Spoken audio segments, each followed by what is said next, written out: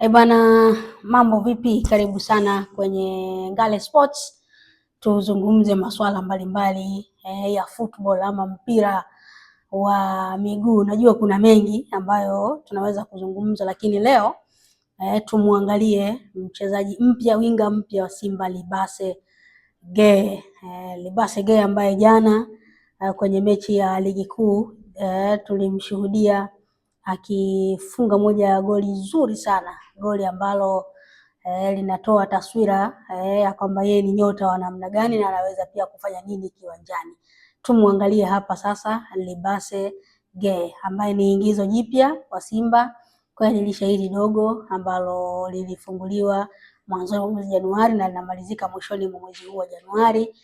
Ni nyota ambaye amepita wapi na wapi ili kuwaje mpaka jiunga na Simba, lakini pia ni chaguo la nani, tutakwenda kumwangalia. Vyote hivyo tutaviangalia hapa kupitia Ngale Sports. Nikwambie tu kwamba usisahau kusubscribe kwa maana ya kubonyeza hiyo alama ya kengele kama bado hujafanya hivyo, na kama tayari basi mwambie na mwenzio afanye hivyo kwa ajili ya kupata uchambuzi mzuri kabisa kutokea hapa Ngale Sports. Sasa tumtazame Libase Geye ni nani? Kwanza ni mchezaji ambaye raia wa Senegal ambaye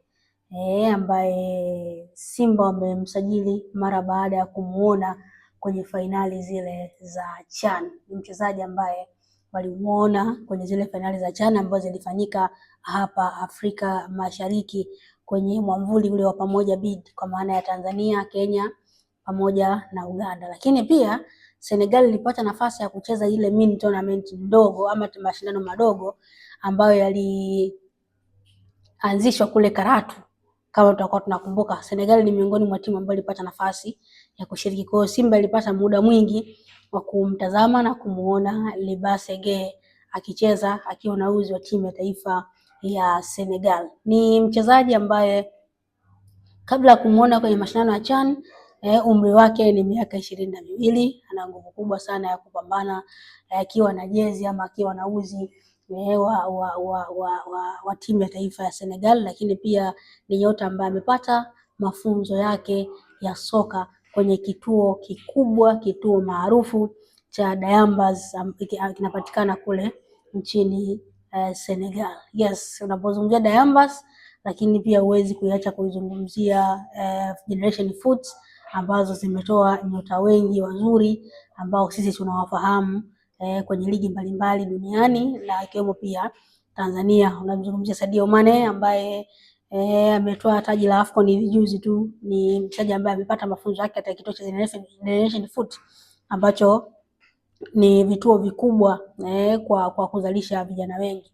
Hapo ninapozungumzia vituo vikubwa kwa kuzalisha vijana wengi, nazungumzia yale mazao ambayo yanailisha taifa ama yanailisha ligi kwa ujumla wake kwenye nchi husika. Kwa mfano Tanzania hapa kuna academies nyingi, lakini zipo timu ambazo ni timu mahususi au maarufu kwa kutoa wachezaji wengi sana. Azam FC kwa sasa timu ya vijana inatoa wachezaji wengi sana, lakini pia Mtibwa tumeshuhudia nyota wengi wakitoka wakizaliwa katika viunga vile vya Mtibwa. Kwa hiyo ndivyo ambavyo ilivyo kwenye academy sasa kwa kule Senegal, Dayambas pamoja na Generation Food ambazo zimekuwa zinafanya vizuri. Alivyotoka pale akapata nafasi ya kwenda kufanya majaribio kule Hispania kwenye timu ya Valencia, lakini sivyo bahati nafasi ilikuwa imejaa na wakahitaji kumwangalia kwa muda wa miaka miwili, na unajua kwamba haikuwa rahisi kwa Mwafrika kwenda Hispania kufanikiwa kirahisi kwa umri mdogo, lakini pia kwamba umekuta nafasi imejaa bado unatakiwa kusubiri kupata matunzo yale yale. Tuna mifano mingi ya wachezaji wetu hapa Tanzania ambao walikwenda kutafuta malisho nchini Hispania na mambo ya kuendea vizuri. Alikwenda Faridi Musa Tenerife FC, lakini pia alikwenda Shabani Idi Chilunda, mambo akamshinda akarudi. Kwa hiyo unaweza kuona hizo njia ama hiyo njia ambayo alitumia ya kwenda kule Valencia Hispania, mambo hayakumwendea vizuri na akawa na wakati mgumu kidogo katika hilo eneo. Baadaye akaenda kucheza kwenye timu ile ya Pontevedra ambayo alikuwa anatakiwa kutazamwa zaidi, ilikuwa na wakati mzuri. Isivyo bahati uongozi wake ukasema turudi nyumbani tukajitafuta tena upya, japo pia alipata na majeraha ambayo alimfanya kidogo kukaa nje kwa muda fulani. Alivorejea hapa Afrika akaenda kucheza kwenye timu ya Tengueth ama Tenguth FC. Tenguth ni miongoni mwa timu mashuhuri ama maarufu pia nchini Senegal, na imetoa nyota wengi pia ambao Tanzania tunawafahamu. Hapa unamzungumzia mchezaji kama Maliku Ndoye, tulimuona Jibril Sila alitokea kwenye ile timu. Pape Osman Sako ambaye alicheza Simba ametokea kwenye hiyo timu. Kocha Yusuf Dabo alicheza mpaka kwenye michuano ya Afrika tu ya makundi, alikuwa na wakati mzuri sana, alikuwa timu shindani. Alitokea pia katika hiyo timu ya Tenguth, kwa hiyo akaenda kucheza pale na akasaini kandarasi mwaka mmoja unusu mpaka anakwenda kwenye michuano ya CHAN alikuwa ni nyota wa Tenguth. Kwa hiyo ikawa hivyo alivyokuja hapa Tanzania kwenye CHAN. Kikosi chao cha Senegal kilikuwa na kituo kule Zanzibar, na baadaye walipoingia katika hatua za mtoano wakaenda kule Uganda, lakini mambo hayakuwa bora sana kwa wao kiasi ambacho hawakupata taji. Ubingwa alikwenda kwa Morocco, lakini Libase alikuwa ni miongoni mwa nyota ambaye anatazamwa sana na wekundu wa Msimbazi. Kwa hiyo Simba hawakumuona kwenye kipindi hichi ama hawakumsajili kwa sababu labda kocha Steve Barker amesema.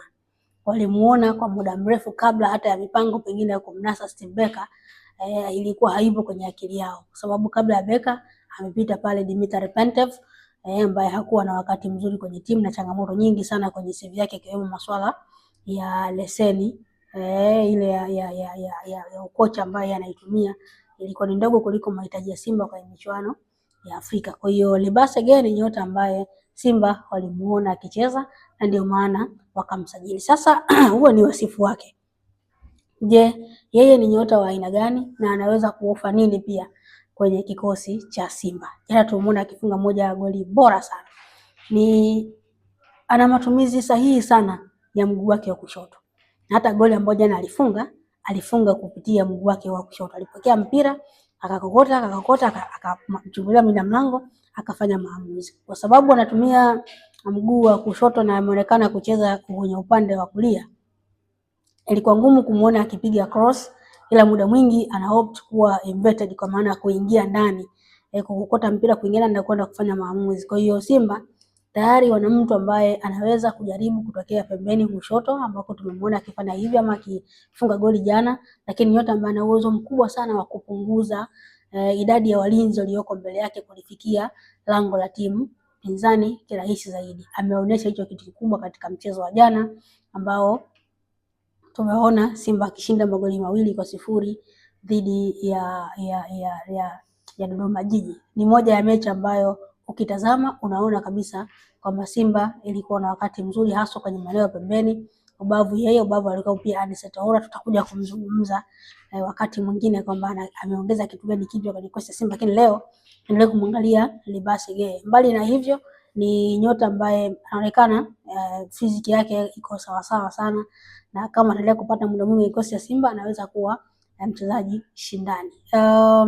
Miongoni mwa ambao wataathirika moja kwa moja kwenye kikosi cha Simba ambako tutakishuhudia, tutakiona akiwa anacheza, ni namna gani ambavyo wachezaji wa pembeni kwenye kikosi cha Simba ambao wanahudumia katika hizo pande zote mbili, kushoto na kulia. Ukiangalia Kinalala Kishasambi eneo la kushambulia, eneo la kiungo pembeni, huyo Kibu Denis ambaye anacheza kama namba 9 ni mtu ambaye anaathirika moja kwa moja. Huku kushoto Eli Mpanzu anaathirika moja kwa moja kwa sababu ya uwezo wake wa kiuchezaji, ambapo anaweza kumove ama anaweza kumtoa upande mmoja kumpeleka upande mwingine na kwenda kuofa kitu kilicho bora. Yes, ana njaa ya kutaka kufanikiwa, kwa sababu baada ya CHAN ilielezwa kwamba huenda angeenda kujiunga na timu ya Metz ya kule Ufaransa, ambapo bado mambo pia hayakwenda vizuri ni masuala ya usajili. Kwa hiyo hakupata nafasi ya kwenda Ufaransa, na mwishowe akaamua sasa kuliko kubaki Senegal kupambana kwenye ligi ambayo pengine sio shindani sana barani Afrika, akaona bora aje kujiunga na Simba ambayo inampa nafasi ya kuonekana kwenye ligi ya mabingwa barani Afrika, itampa nafasi ya kuonekana kwenye ligi kuu, kwa maana ya ligi kuu ambayo Simba anatakiwa kutafuta ubingwa mara baada ya Yanga kutoa mara 4 mfululizo katika nyakati ambazo Simba alikuwa anapitia wakati mgumu. Lakini pia ni nyota ambaye anaifanya Simba ione kwamba kesho ya Simba kwenye eneo la pembeni kuna wakati bora sana, kwa sababu ni nyota ambaye ana umri mdogo, Maana kwenye project ya muda mrefu unamweka, lakini pia kwa project ya muda mfupi unamweka kutokana na ubora mkubwa aliyokuwa nao. Libase Geye, raia wa Senegal, nyota ambaye ana matumizi sahihi kabisa mguu wa kushoto, ana vitu vingi ambavyo anaenda kuviofa kwa Simba, na kama ataendelea kupata muda chini ya kocha Steve Barker kwenye namna ambavyo alimtumia hata kwenye mchezo uliopita